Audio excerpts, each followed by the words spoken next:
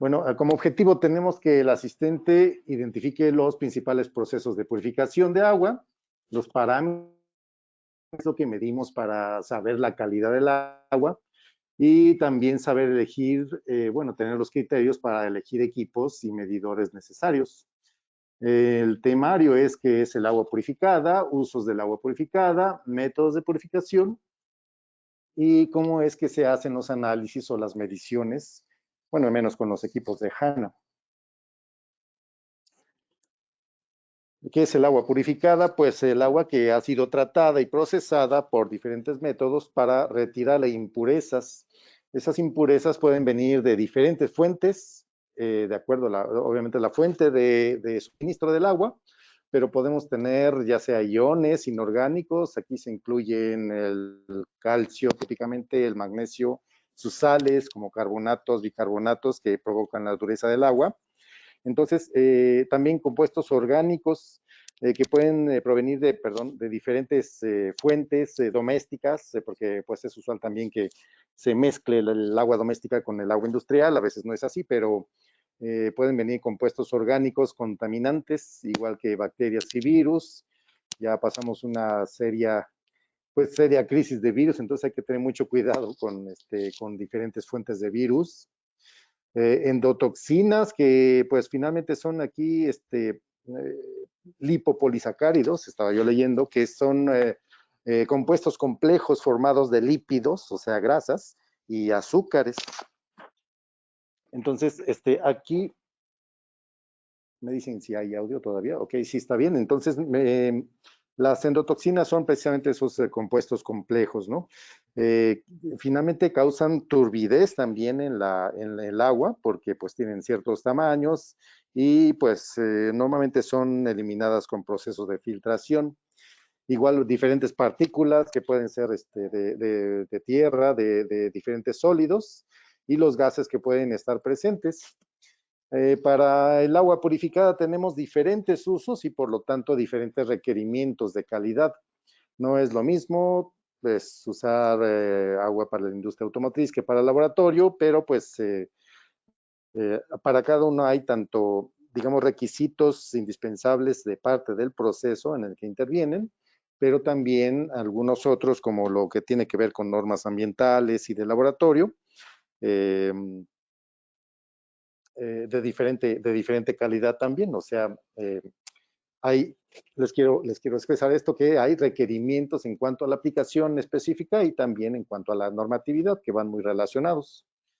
La generación de calor en calderas, vamos a ver también qué tan importante es en semiconductores, en la fabricación, ahora que está de moda la tremenda escasez de semiconductores, más bien de los microchips, y ahí intervienen los semiconductores, pero pues hay que considerar mucho esta aplicación porque requiere una calidad del agua muy específica y una cantidad brutal de agua, como vamos a ver después. Producción farmacéutica también, de alimentos y bebidas, no se diga bebidas, ¿verdad? Es algo que en muchos países tenemos, tanto agua embotellada como refrescos y bebidas isotónicas, bebidas energizantes, todo eso. Industria automotriz, el galvanizado también, es decir, la depositación o la protección de algún metal con algún otro que le dé un mejor acabado y resistencia al medio ambiente. Y también en cuanto a los acuarios marinos y de agua dulce, ahí requerimos tener ciertas condiciones y ciertos parámetros para que los peces, digamos a nivel ornamental y también en la producción industrial o producción masiva de algunas especies en la acuacultura, que el agua cumpla con ciertos requisitos también. En el laboratorio usamos el agua purificada pues para hacer nuestros blancos, nuestra referencia, nuestro punto de partida y obviamente se espera de que estos blancos no contribuyan con alguna concentración del mismo analito que estamos detectando, o sea, libres de sólidos, de sales, etcétera, y de los iones o de la especie química que tratemos de analizar, entonces estos blancos deben ser sumamente puros.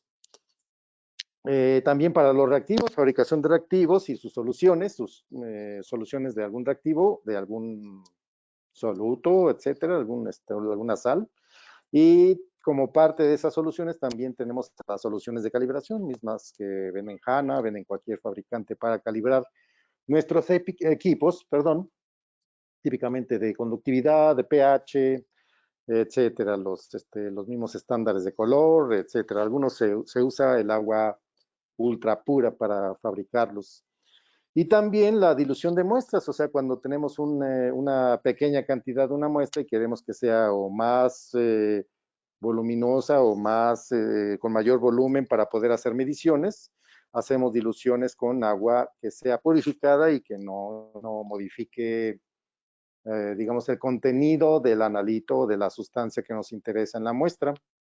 Esto es típico también en la titulación. Ya hemos tenido otros webinars donde les hemos mostrado que antes de la titulación tenemos que tener un volumen adecuado de la muestra y hemos agregado agua desionizada o purificada para que tengamos un volumen cómodo y podamos sumergir nuestros electrodos detectores, tanto de pH, de algún ion, de algún ion, perdón, o de temperatura. Entonces tenemos que tener una muestra que sea representativa, que no pierda su concentración, o al menos que esté cuantificada en esa solución, en esa, perdón, dilución, y que podamos tener un volumen cómodo de trabajo. Otro uso del agua purificada, pues en las calderas precisamente, o sea, cuando hay un gran calentamiento a una gran presión, se generan sales, es decir, producto de la evaporación del agua para evaporación parcial, porque pues las calderas hacen precisamente un intercambio de calor y se forma el vapor de agua. El agua que resta pues forma sarro y depósitos, pero muy duros, muy difíciles de eliminar. Ahí en la imagen vean cómo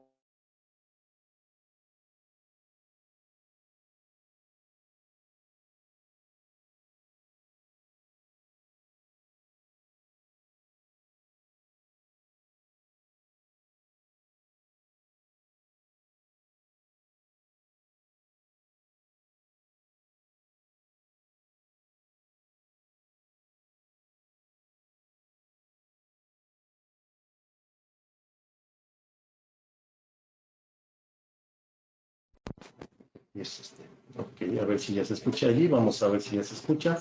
Ok, listo. Entonces, vamos a continuar. Si oyen un poco de eco, no importa, pero pienso que ya está bien, ok.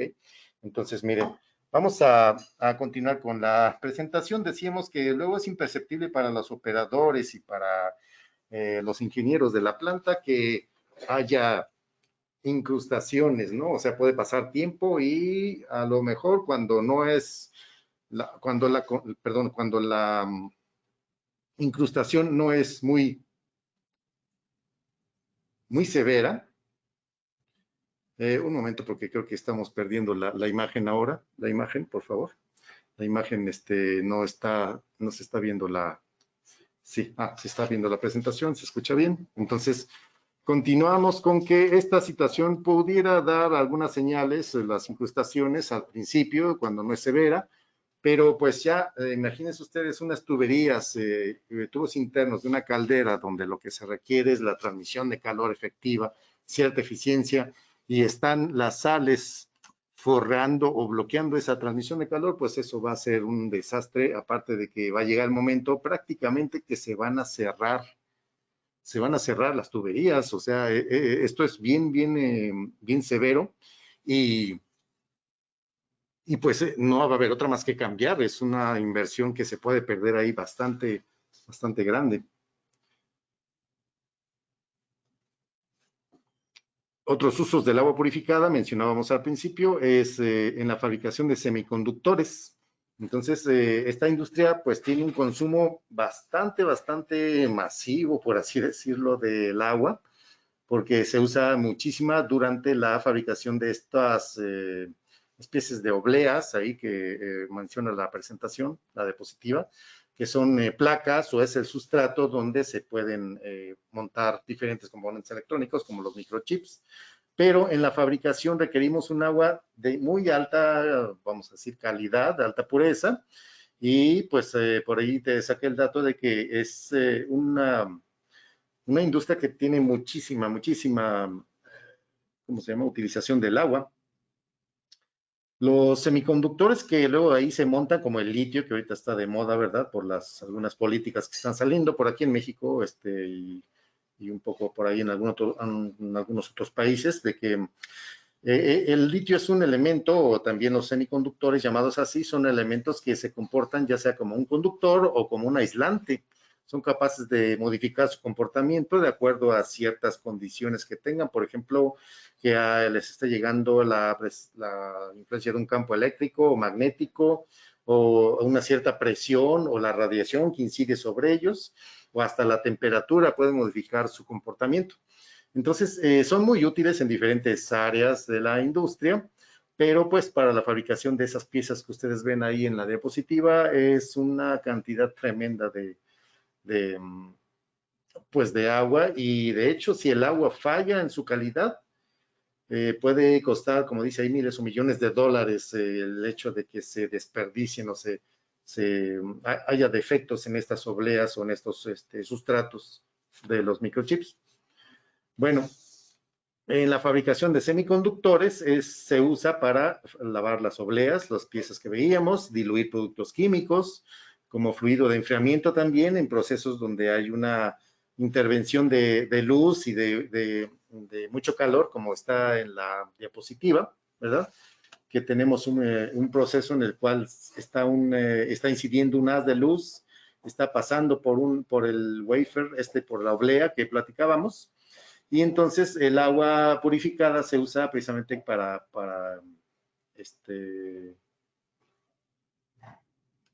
pues para enfriar y para enjuagar.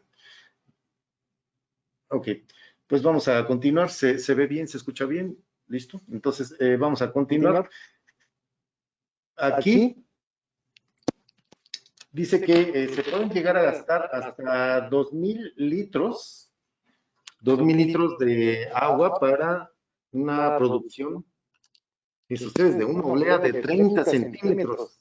O sea, 2,000, no son 2,000 litros, son 2,000 galones. Una cantidad masiva ya esto. Y de los cuales, de esos 2,000, 1,500 galones por lo menos son de agua ultra pura. Lo demás para enjuague, etcétera, o dilución de lo que decíamos, de productos químicos. Pero aquí lo importante es que hay el requerimiento de muchísima agua, alrededor de 1,500 galones para una sola oblea de agua purificada, de agua ultra pura, de hecho. Y otro dato es que para fabricar 1,000 galones de agua ultra pura se requieren unos 1,500 galones de agua, imagínense ustedes. Entonces es una cantidad tremenda, la cual pues hay que cuidar mucho en cada paso. De hecho, los pasos para producir agua ultra pura, bueno, para diferentes fines o propósitos, bueno, ustedes con los que conocen aquí los tratamientos van a ver algo muy similar para la fabricación de agua, pues de agua de consumo humano. Entonces, ahí tenemos mejor audio, ¿sí, no? Sí, perfecto. Entonces, ahí la cosa es que la entrada de agua primero va a un paso que pues hasta en el agua residual se hace, es decir, eliminar primero los sólidos más grandes, ¿no? De hecho, para el agua purificada, pues debe haber sólidos más pequeños, pero de todos modos necesitamos un filtro que elimine esas partículas grandes. Esos filtros, perdón, pueden ser de multimedia o de diferentes rellenos, por así decirlo, entre ellos arena, grava u otros rellenos. Y decía aquí como paso número 2, y de hecho ahí viene después del paso 2 un filtro de carbón activado que se encarga de eliminar todos los olores o sabores o algunos gases que pueda tener coloración el agua original. Después viene un ablandamiento del agua como paso número 3. Esto es para eliminar, como decíamos al principio, sales de calcio, magnesio, usualmente se usan resinas que se encargan de eliminar tanto los cationes como los aniones presentes en el agua, los que normalmente causan dureza, y pues este intercambio iónico que se le llama, normalmente se hace con unidades ya sea aniónicas, catiónicas o bien de cama o de lecho mixto para eliminar todos esos iones. Típicamente después viene bueno, este proceso se le llama, al que mencionamos hace un momento, el ablandamiento o suavización, precisamente porque elimina dureza del agua, hablando, digamos, en forma un poco coloquial dentro de los términos del tratamiento de aguas, ablandar o suavizar. Y después vendría de este proceso una ósmosis inversa. Vamos a ver en la siguiente diapositiva de qué se trata, pero es un proceso en el cual se eliminan sales cuyas partículas son de diferentes tamaños, pero que, digamos, el proceso normal, natural de la ósmosis se contrarresta o se forza en sentido contrario para eliminar sales. Vamos a verlo con más detalle en un momento. La esterilización, después sigue una esterilización con ultravioleta, la cual pues se aplica con pequeñas lámparas o bancos de lámparas en diferentes pasos para eliminar los microorganismos que pueda traer el agua y que pues puedan afectar la calidad. Entonces, pues estos microorganismos sufren cuando se les aplica la luz ultravioleta. Tenemos que se les va a atacar el DNA y realmente los va a aniquilar a esos microorganismos, esta luz ultravioleta, solamente con el paso a través de ella.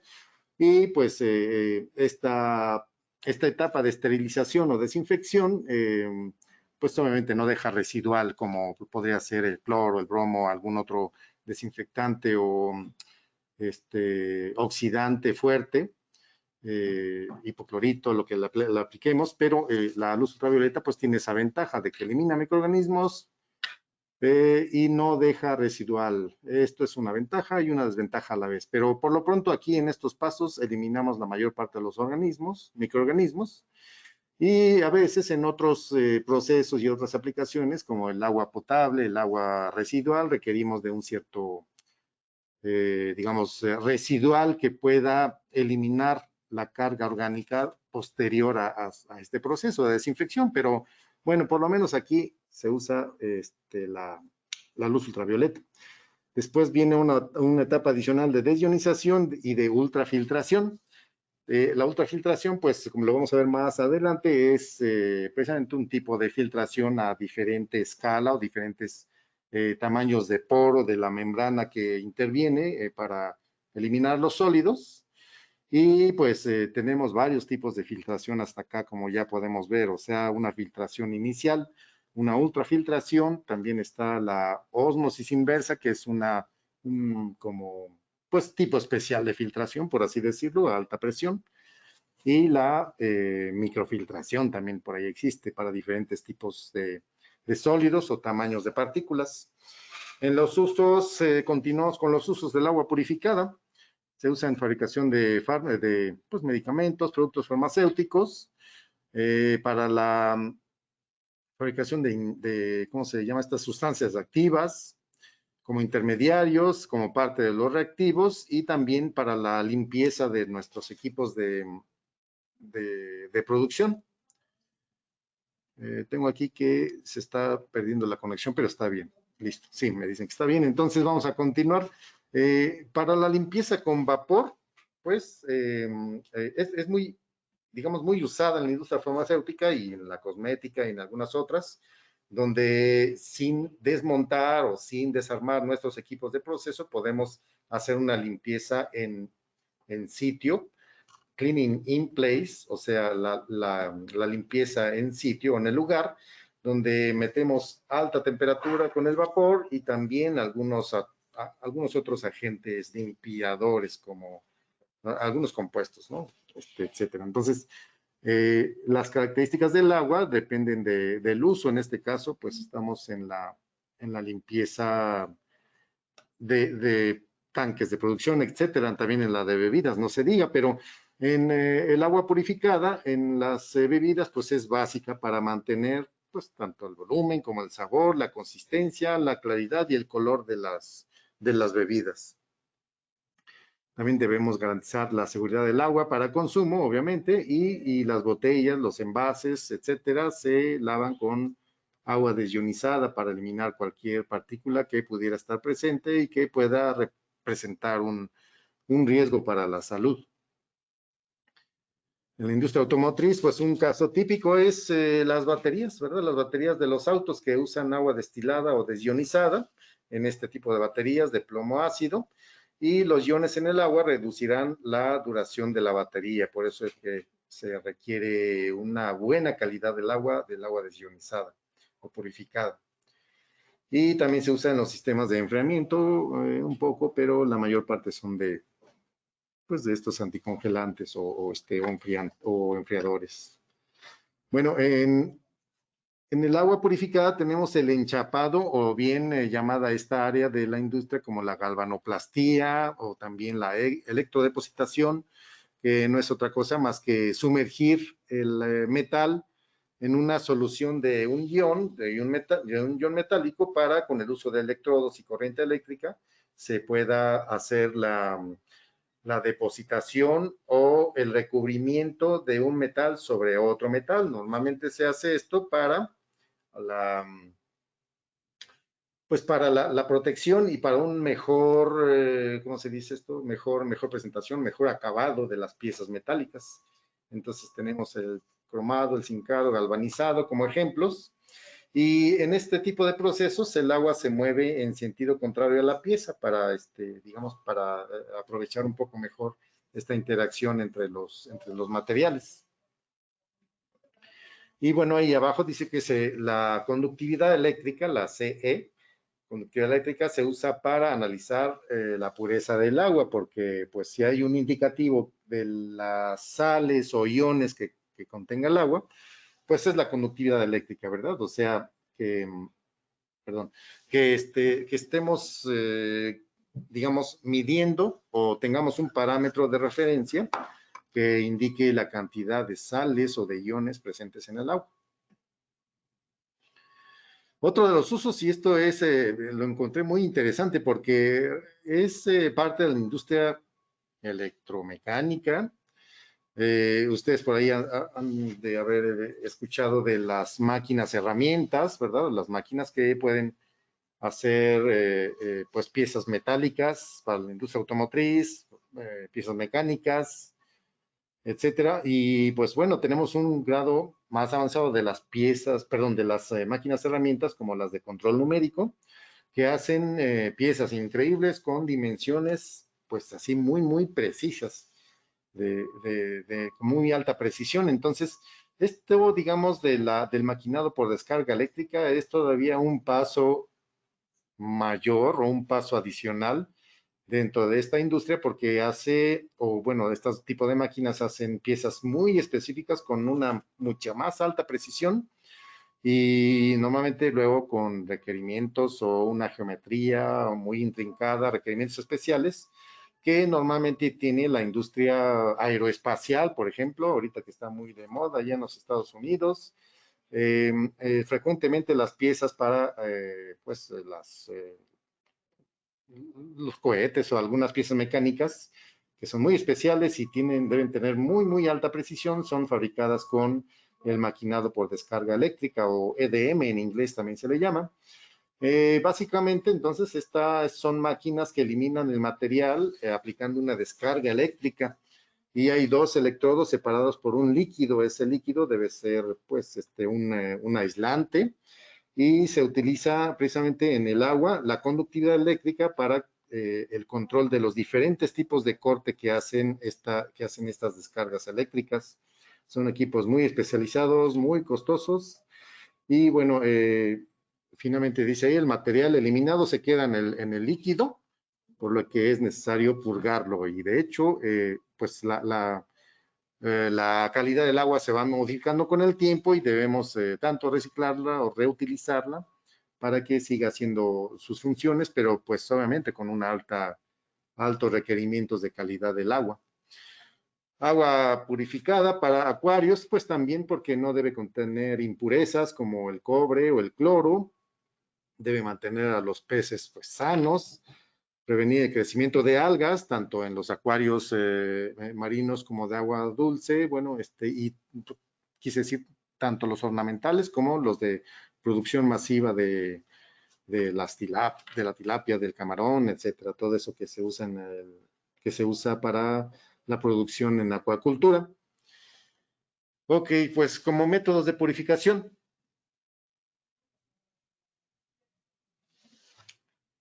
Diferentes métodos que se pueden usar para purificar el agua. Como veíamos, casi siempre de cajón es la primera etapa, la filtración.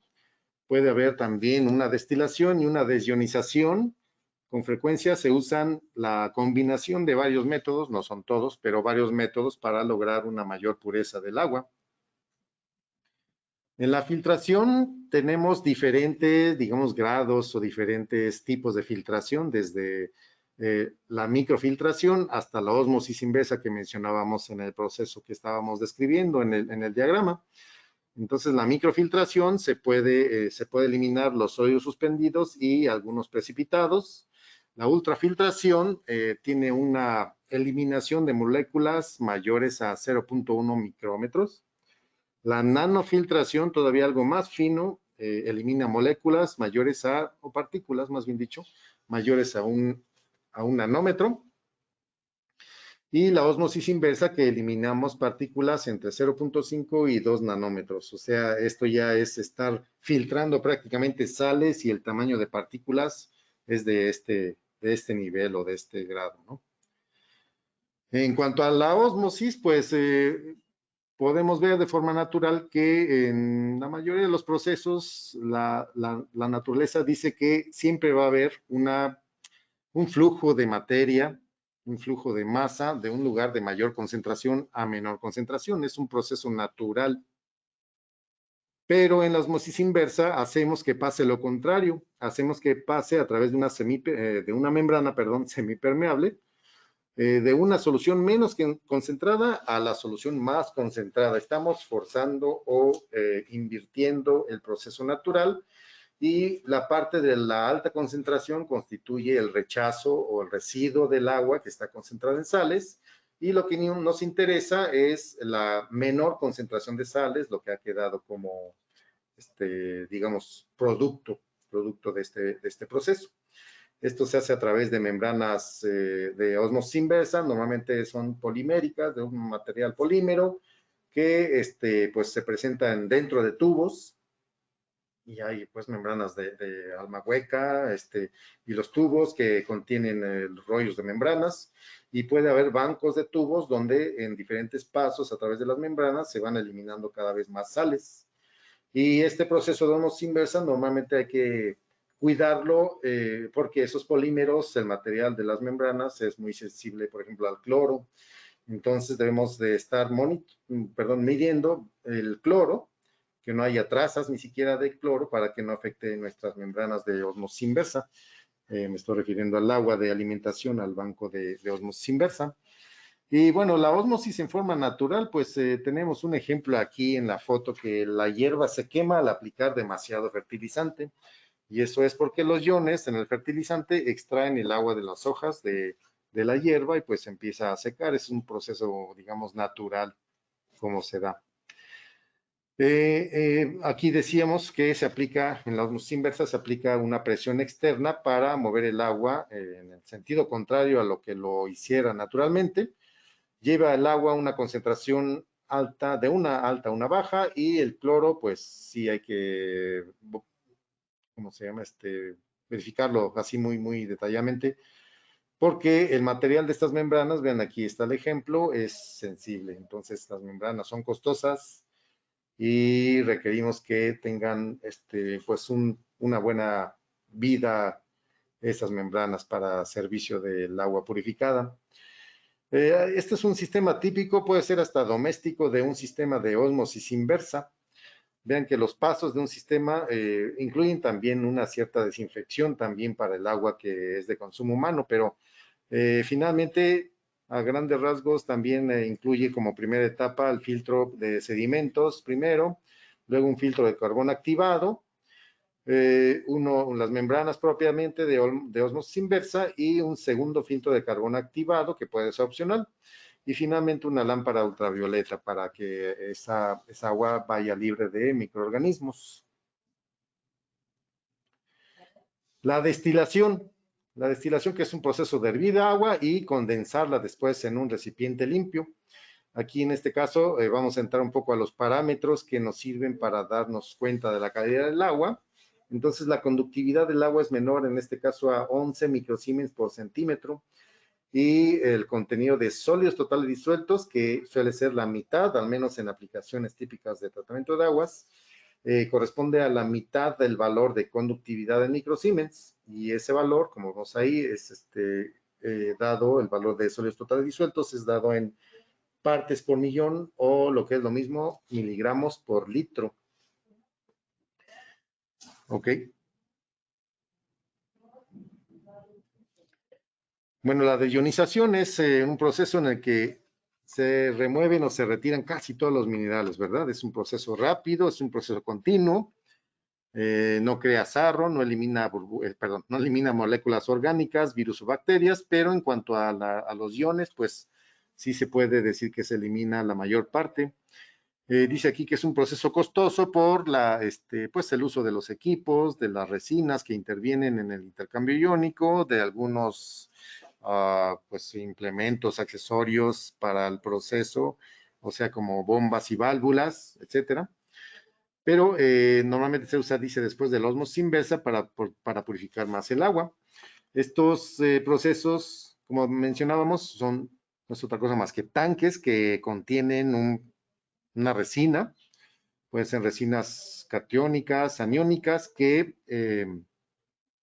pueden ser reutilizadas, o sea, después de tener un cierto número de litros o de galones ahí purificados, se pueden regenerar esas resinas y pueden pues, servir para mucho tiempo. También digamos, la medición de la posible fuga que pueda haber adicional de iones en el producto es un indicativo que la resina se está agotando. Entonces, ese dato de conductividad que obtenemos, ya sea en un medidor de portátil o de laboratorio con nuestra muestra, va a ser un indicativo de la regeneración, es decir, cuándo es necesaria la regeneración de esas resinas. Igual va a llegar un momento en que se agoten totalmente y hay que cambiarlas, pero normalmente sí tienen una larga duración esas resinas de intercambio iónico. Y bueno, son resinas especiales que puede haber catiónicas, como dice ahí, cambia los iones positivos como de calcio, magnesio y sodio por iones de hidrógeno, o también aniónicas que cambian los iones negativos como los compuestos de sulfato, los iones, perdón, sulfato, cloruro y sílice por iones de hidróxido. Entonces, cuando nosotros estamos detectando una alta conductividad, una fuga de iones y ya hemos tratado el agua por intercambio iónico, es momento de revisar si es necesaria, aparte de la recomendación de los fabricantes, tanto del equipo como de las resinas, que tienen ya ciclos muy definidos de regeneración, pero también una medición de conductividad nos estaría, digamos, indicando de manera segura cuándo hacer esa regeneración, que se hace con ya sea ácidos o bases fuertes.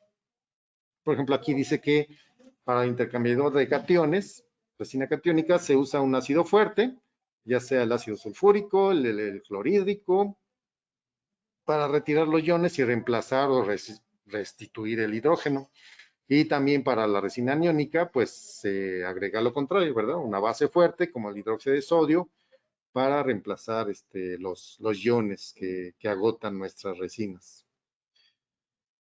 En cuanto al análisis de agua purificada, tenemos diferentes compuestos o cosas que medir. En particular, en HANA, pues nos dedicamos a la detección de compuestos o, digamos, lo que tiene que ver con la electroquímica. No hacemos ningunos equipos que detecten compuestos orgánicos o carga orgánica.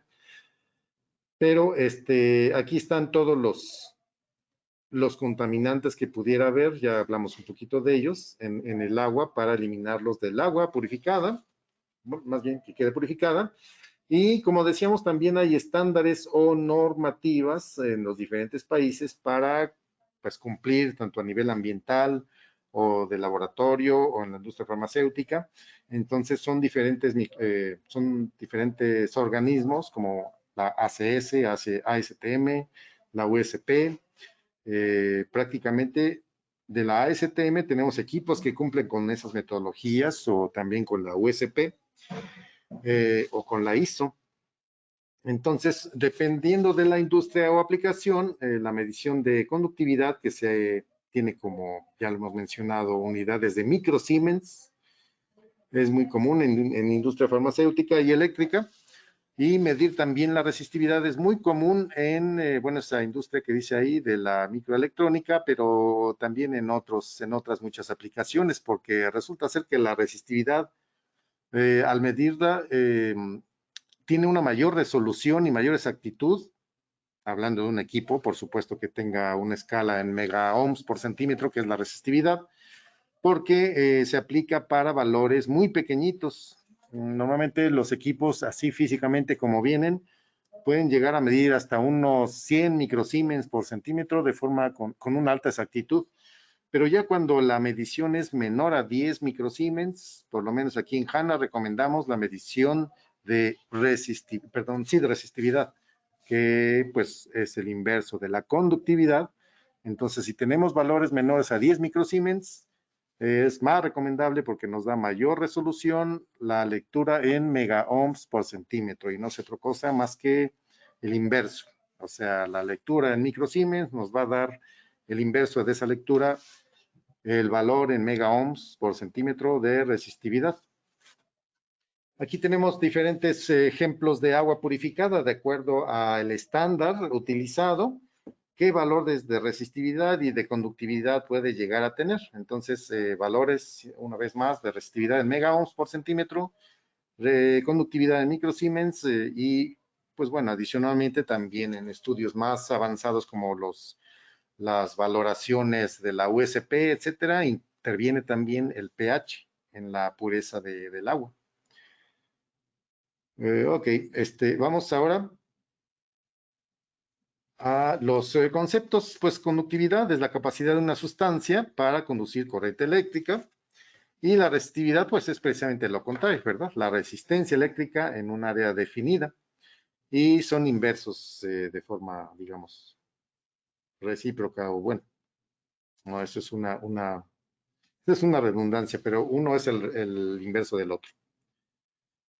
Ok, la conductividad eléctrica se debe a que los iones y partículas que están cargadas eléctricamente son los capaces de estar conduciendo la electricidad, digamos, en una solución o en un líquido. La conductividad eléctrica del agua se usa como una medida de la pureza porque pues tiene que ver con esa, como le llaman aquí, contaminación iónica. Ya no se escucha. Ok. A ver, vamos a cambiar de micro un momento. Ah, la red. ¿Quién? Ah, ok. Bueno, muchas veces, a ver, vamos a ver si se escucha todavía. Déjeme un momento, por favor. Vamos a ver si se escucha. Sí, sí se escucha bien. Entonces, vamos a continuar. Decíamos que esta contaminación iónica, por así decirlo, que es indicada por la conductividad, conductividad eléctrica de las soluciones, pues se puede eliminar por cualquiera de los procesos que describimos. Continuando, la conductividad del agua ultrapura es aproximadamente 0.055 microsiemens. Vean cómo es un valor muy pequeñito de conductividad en microsiemens, pero tiene una cierta, digamos, magnitud ya en mega ohms por centímetro, ahí entre paréntesis el valor, que ya es posible, pues, manipular o tener mayor resolución o mayor, digamos, sensibilidad de los equipos si miden resistividad. Ok. Entonces, algo también que luego se usa en la evaluación, sobre todo de agua ultrapura, es la presencia de CO2. También digamos, toma en cuenta en diferentes etapas de aprobación, por ejemplo, para el agua de inyectables, usando la norma USP 645, donde pues se observa el incremento de la conductividad producto de esta intervención del CO2 o también con una agitación y una temperatura controladas, podemos nosotros tener la aprobación de la norma 645, que típicamente es para el uso en la industria farmacéutica o uso de inyectables. ¿Qué medidores tenemos de HANA? Bueno, aquí vamos a mencionarlos solamente brevemente porque se los tenemos preparados como físicamente, porque preparamos una demostración algunos equipos que nos interesa que vean ustedes, que tienen mucho que ver con la, ¿cómo se llama? Con la medición. Entonces, vean ustedes que aquí hay un medidor pequeñito, este es un tester o medidor de bolsillo, son equipos pues muy económicos que pueden usarse hasta para medir agua ultra pura. Y como son de bolsillo, pues tenemos la facilidad de estarlos transportando. Me parece que no se cambió la diapositiva por la pérdida de... ¿Se está escuchando? Sí, sí se escucha, pero por la pérdida de la conexión, parece que no se está cambiando la diapositiva. Un momento, por favor, ¿eh?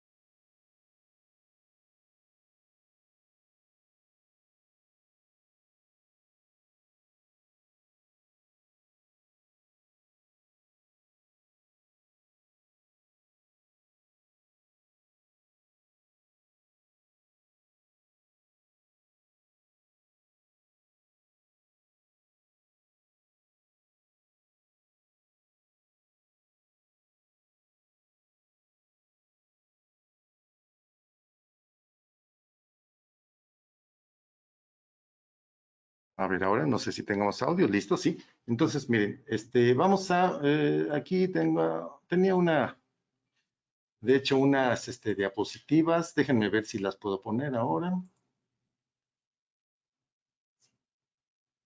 Se están viendo los equipos, entonces, ok. Bueno, entonces vamos a ver, ¿qué les parece si mejor vamos a la parte práctica de los equipos? Tenemos aquí preparados, como estaba en la diapositiva que pretendía yo, por ahí mostrarles. Pero tenemos un equipo de bolsillo, uno portátil, uno de laboratorio y uno de proceso. Cada uno pues tiene su uso muy particular que quisiéramos por allí mostrarles. Entonces, un momentito, por favor.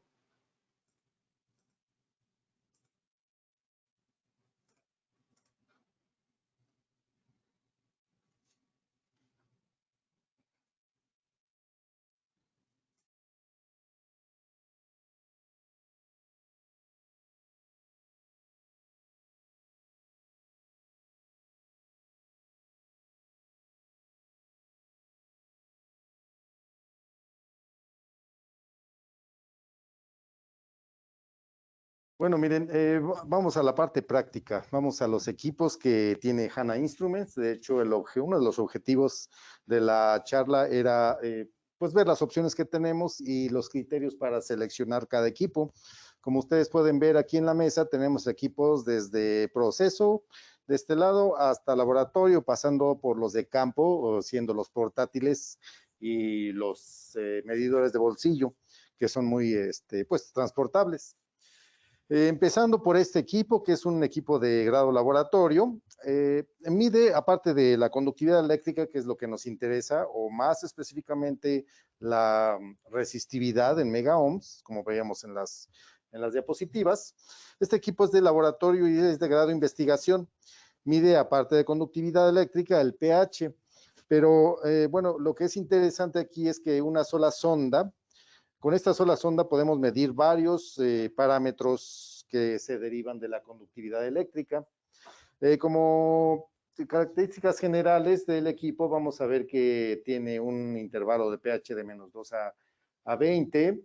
La conductividad la puede llegar a medir hasta 1000 milisiemens, pero ahora sí que regresando a nuestros valores de interés, tenemos una resistividad con una escala, la menor escala que tiene es de 1 a, sí, a 9.99 kilo ohms, pero también puede medir mega ohms. Como decíamos, recordemos que la resistividad de megaohms es el inverso de la conductividad de microsiemens y podemos medir con este hasta, como decíamos, 100 megaohms. Y bueno, en el caso de que transportemos, como en las aplicaciones de campo, tenemos ahí los equipos y las mediciones de forma local. Si podemos transportar la muestra a un laboratorio con este equipo, pues ya vamos a tener en un vaso, preferentemente en en un tubo, en el cual tengamos la altura de muestra suficiente para que cubra el cuerpo de la sonda de conductividad, porque esta misma mide la resistividad. Si ustedes se dan cuenta, aquí también consta también de un cuerpo principal de vidrio, un alma de vidrio, como le dicen, y 4 anillos. Con esos vamos a medir la conductividad y por supuesto que tenemos que tener esa zona libre de burbujas, porque pues el aire es un aislante y no lo queremos presente adherido o pegado aquí a estos anillos. Entonces, tenemos la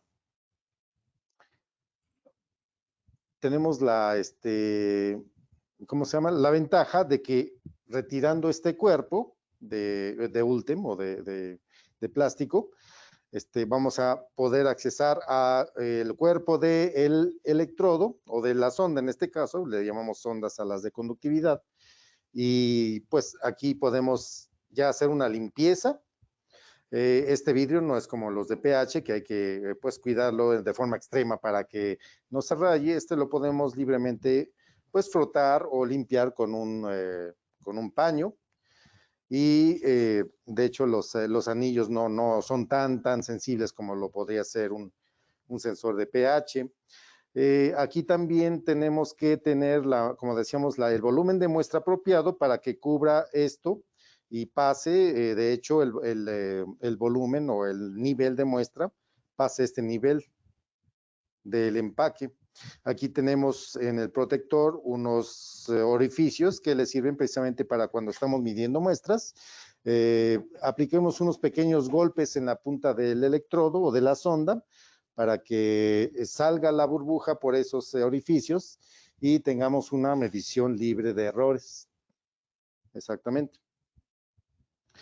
El conector de esta sonda es un conector tipo DIN, como ustedes pueden ver, son varios orificios que corresponden a varios pines dentro del medidor, aquí lo podemos checar, y pues cada uno tiene sus significados. Por supuesto hay 4 que corresponden a los anillos de conductividad de la sonda y algunos otros más para el sensor de temperatura, si es que está integrado, en este caso lo tenemos por separado, pero es un conector tipo DIN. Y bueno, y dicho sea de paso, ya para el equipo tenemos varias conexiones aquí, que para la parte de pH es el canal 1. Tenemos la posibilidad de conectar un electrodo de referencia en esta parte. Es un conector tipo banana para el caso que tengamos la referencia separada del electrodo de medición en el caso de pH. Y en el caso de conductividad, pues es un solo conector, como habíamos dicho, pero aquí tenemos en el caso del canal 1 el conector RCA para el sensor de temperatura y hacer la compensación. Igualmente se hace una compensación de temperatura de la conductividad porque es un parámetro que sí varía con la temperatura. Tenemos un puerto USB para conexión con la computadora, alimentación eléctrica y el switch de encendido y apagado.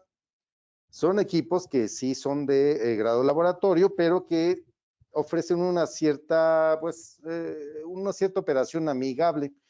Tenemos al frente aquí algunos botones que son táctiles, de hecho no son de membrana ni eso, son táctiles de forma capacitiva y nosotros podemos, digamos, estar confiados porque ninguna muestra que tengamos por acá y que por algún movimiento se derrame sobre la carátula, pues no le va a afectar al equipo.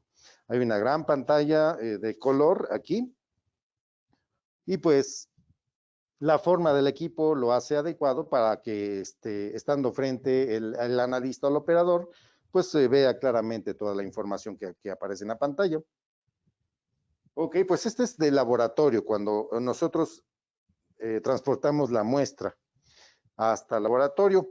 Cuando nosotros queremos detectar ahí luego en campo a las lecturas, por ejemplo, de conductividad o resistividad, tenemos este tipo de equipos más robusto, más ligero, es sumamente ligero, relativamente pequeño, vean el tamaño de la mano con respecto al medidor, y está hecho sobre todo para, bueno, hay unas fundas aparte que se le pueden comprar por separado, por si el equipo sufre alguna caída, pero son equipos bastante robustos, bastante sólidos.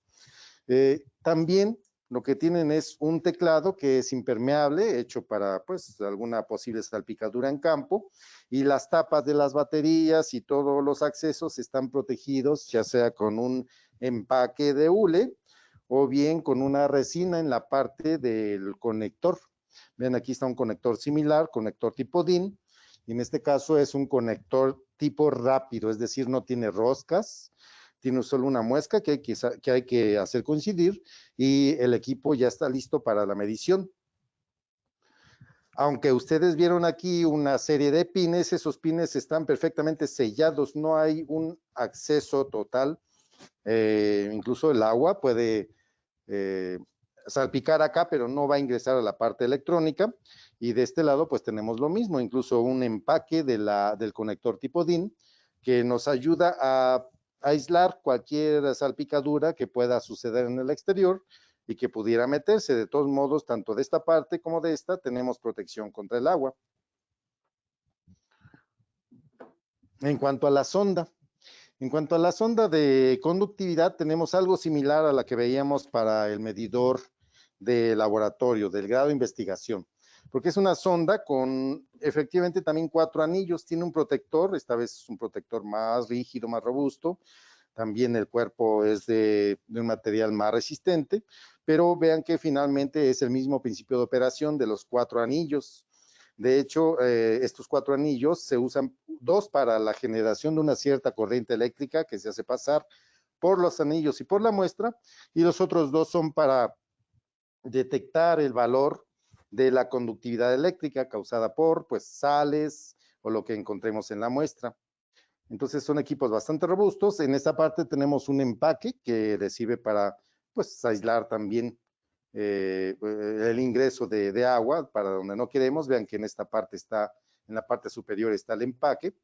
Entonces de esta forma se ensambla, queda un poco, digamos, sobresaliente en la punta, pero tenemos también los 4 orificios.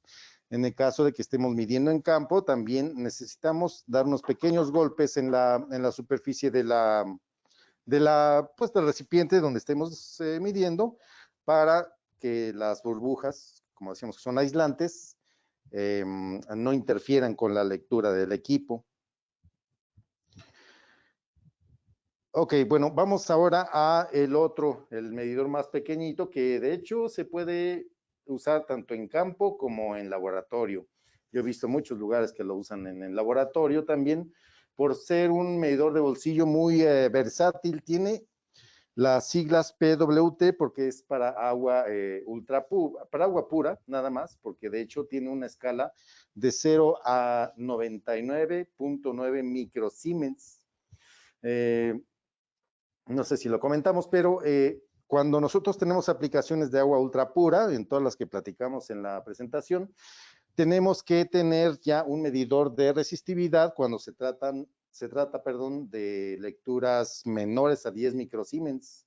Cuando las escalas son muy, digamos, grandes de nuestros equipos y la lectura es muy pequeña, en el caso de conductividad, podemos usar el inverso, la resistividad, como decíamos, para tener una escala más accesible, más abierta o, dicho técnicamente, con mayor resolución que si intentáramos en una escala, por ejemplo, de 0 a 2000, que si intentáramos medir 10 microsiemens. Entonces, este tipo de equipos es muy útil porque tiene una escala pequeña, todavía aquí un valor de 10 microsiemens quedaría más o menos al 10% de la escala, ya es un poco bajo, pero de cualquier forma en aplicaciones donde la conductividad puede ser por ahí de los 50, 70 microsiemens, este equipo es especialmente útil. En la punta vamos a ver la parte sensora. Vean, en este caso es un par de pues, detectores que tiene ahí, y de este otro lado hay un vástago que es un sensor de acero inoxidable para detectar la temperatura. Entonces, allí, de hecho, tenemos una compensación automática de temperatura. Déjenme ver, si no, sí, así es, que podría compensarla de 0 a 50 grados Celsius. Es un intervalo bastante amplio para, digamos, normalmente las aplicaciones que tenemos de agua ultra pura. Y en el caso, aquí tenemos de este lado pues un cuadrito muy práctico, muy pequeño, pero así como lo ven de pequeño, es un controlador de resistividad. Ese controlador de resistividad tiene una escala de 0 a 19.9 megaohms, dicho, o sea, la unidad completa, megaohms por centímetro, y ya trae de fábrica su sensor de resistividad.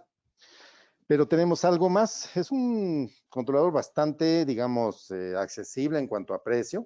Normalmente en el mercado encontramos controladores mucho más caros, mucho más, pues, pues menos accesibles, porque este equipo les puede hacer un control sobre alguna, pues, sobre alguna válvula o algún dispositivo, elemento final de control que tengan ustedes en planta. Este equipo se monta en tablero. En el tablero va a quedar expuesta la carátula del equipo. Tenemos aparte, para una protección pues adecuada del mini controlador, una cubierta plástica que está protegiendo este switch y estos botones. Este no es totalmente pues, impermeable, de hecho es para montaje en tablero, pero pues esta cubierta plástica le sirve para protegerlo, incluso para pues, movimientos no deseados del set point o punto de ajuste, etcétera. Tiene un botón de medición, otro para selección de punto de ajuste. Cuando uno presiona este botón de set para poner el punto de ajuste, aquí tenemos la posibilidad de, con un desarmador o destornillador, ajustar el valor deseado de resistividad, y de esta forma, bueno, colocando también este switch, que es un switch de 3 posiciones, un interruptor de 3 posiciones, tiene apagado, automático y encendido. Cuando está en el punto medio y el medidor, es decir, el controlador está en modo de medición, nosotros podemos estar controlando el valor de resistividad a un punto deseado. Y eso lo hacemos con esta parte del controlador, donde en el tablero ya tenemos una serie de cables. A esos, digamos, a ese tablero tiene que llegar ordenadamente y bien identificados los cables de un elemento final de control, incluso también de la sonda, de resistividad, etcétera. Entonces, estos serie de tornillos que se ven acá, y estos sirven para diferentes funciones. Aquí está la alimentación eléctrica. De este lado tenemos el contacto, le llaman de dosificación. Finalmente es el contacto o los cables que vamos a conectar ahí de nuestro elemento final de control. Cabe aclarar que estos contactos son contactos secos, no tienen por sí mismos una alimentación eléctrica o corriente eléctrica, así es que hay que hacer una derivación de la línea principal y hacer pasar por aquí alguno de los cables, porque esto internamente hace una apertura y cierre del relevador interno, del contacto interno. Entonces, esto ocuparíamos para el elemento final de control.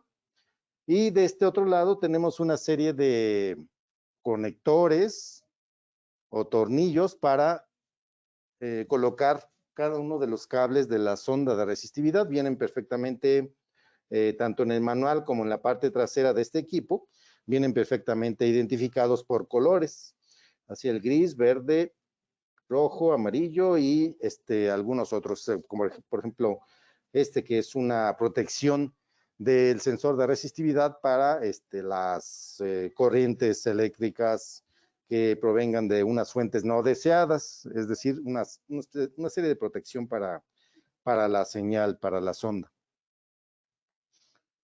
tiene la característica también de que aquí tenemos un puente. Ese puente nos sirve para protección.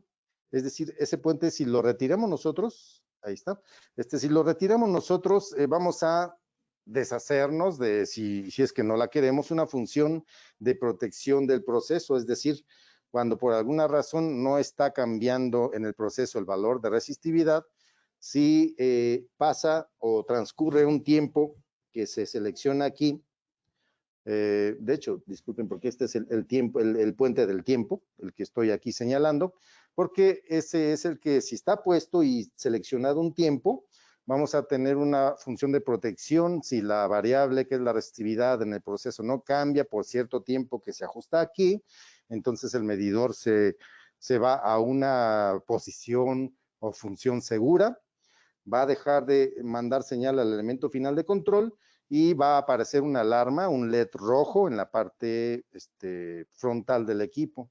Eso es para protección, pero si en algún momento no se requiere esa función, pues podemos retirar el puente y listo, va a hacer una función, digamos, de medición y control continuos. Por ser un controlador sencillo, tiene un control abierto, cerrado, on-off. Entonces, pues allí, de acuerdo al valor de la resistividad que hay en el proceso y de acuerdo al set point seleccionado, va a prender o activar y desactivar el elemento final de control que tengamos que tengamos conectado. Y bueno, esa es la serie de equipos que ofrecemos nosotros en cuanto a la aplicación de agua ultra pura. Como vieron ustedes también en las diapositivas, hay cosas que de forma, digamos, automática deben estarse detectando y controlando, mientras que otras se prestan un poco más para hacer un muestreo y hacer la medición en laboratorio. Entonces, pues estas son las opciones que tenemos en cuanto a los equipos de conductividad y resistividad.